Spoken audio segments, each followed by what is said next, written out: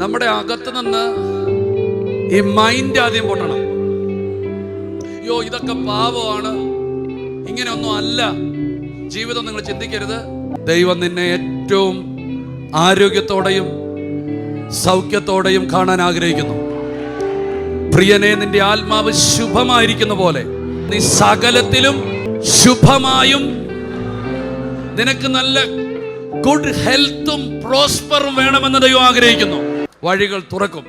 നിനക്ക് ദൈവം തന്നത് മുഴുവൻ നിന്റെ ജീവിതത്തിന്റെ തെറ്റായ ലൈഫ് കൊണ്ട് നീ അത് മുഴുവൻ ദൂർത്താക്കി കളഞ്ഞാലും, നിനക്കൊരു മാനസാന്തരം വന്നിട്ട് നീ അപ്പന്റെ അടുക്കലേക്ക് തിരിച്ചു വന്നാൽ, നിനക്ക് അവകാശമല്ല കിട്ടുന്നത്, അപ്പന്റെ ഓഹരി നിനക്ക് കിട്ടും.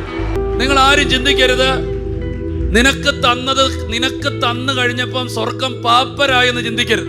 അതിവിടത്തെ നമ്മുടെ ഗവൺമെന്റ് പോലത്തെ സംഭവം ഒന്നും അല്ല. അവിടെ ഇട്ട് മൂടാനുണ്ട്.